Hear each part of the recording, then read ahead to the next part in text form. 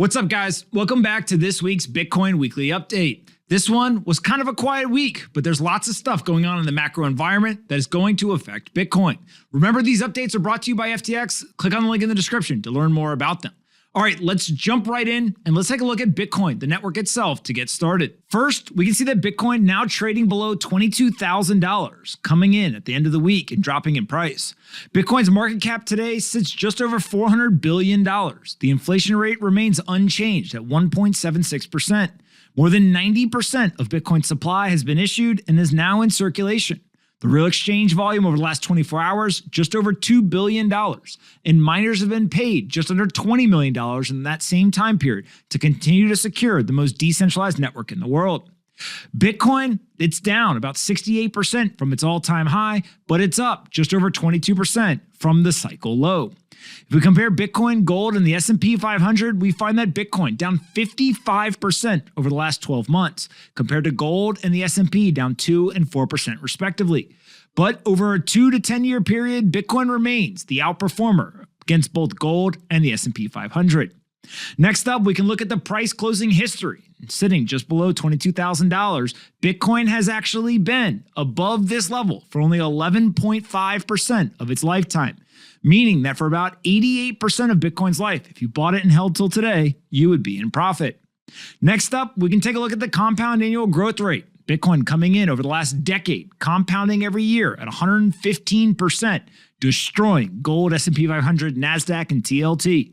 And of course, the Sharpe ratio over the last 5 years comes in at 0.88, meaning that if you took Bitcoin, you put it into a portfolio, it would have a pretty positive impact. Now, the thing I want to talk about this week that's really important is the macro environment. We've seen here in the United States that although inflation came down in July to 8.5%, a lot of that was from the base effect. The change from June to July was zero, meaning that inflation didn't actually come down.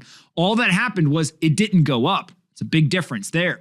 We've also seen in other places around the world, take Turkey as an example, which has 80% year-over-year inflation, that the central banks are starting to do kind of wacky things. The Turkish central bank actually decreased their interest rate from 14% down to 13%.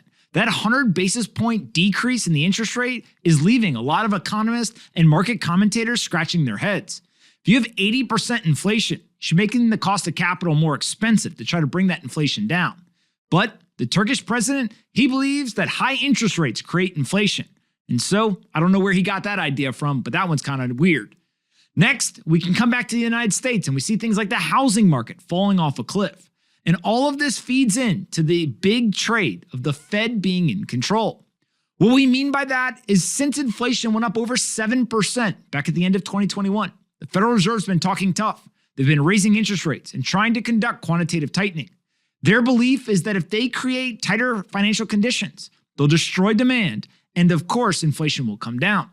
Now, we haven't yet seen the inflation actually come down. That base effect they may point to, but we didn't actually see a decrease in the inflation.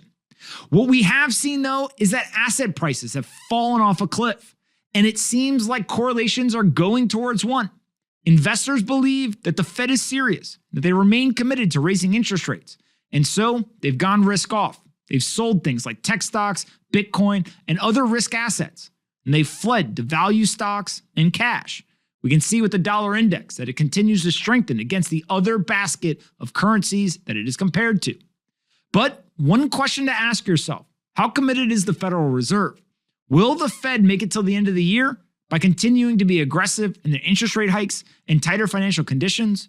Or will we get to a point where the Federal Reserve pivots, they wave the white flag, and they return to some sort of loose monetary policy? I don't know what that answer is, but I think there's a higher probability of a pivot than most people are giving it credit for. That doesn't mean that it's likely or guaranteed. It just means the probability is higher than most people think. And so, if all of a sudden the Fed was to pause the quantitative tightening, or they were to return to loose monetary policy, that would serve as a tailwind for something like Bitcoin and many other risk assets. Right now, the actual market itself, there's not a lot to talk about. There hasn't been a lot of change over the last week. But that macro environment, that's the big thing to watch. And when the Fed pivots, Bitcoin will return. I hope that you're enjoying these weekly updates. I really enjoy putting them together. Don't forget that it's now brought to you by FTX US. You can go click on the link in the description to learn more. FTX has incredibly cheap fees, sometimes as much as 85% cheaper than their competitors. And they've also introduced digital stock trading, which allows you to go and buy stocks in the same place that you buy Bitcoin and cryptocurrencies, but there are no transaction fees and no payment for order flow for those digital stocks, meaning that you get best pricing. And so FTX continues to innovate in financial markets. If you're interested, go click on the link in the description and sign up today. That's it for this week's update, and I'll see you guys next Saturday. Hey you, did you like this video? Great, make sure you're subscribed, like the video, and see you next time.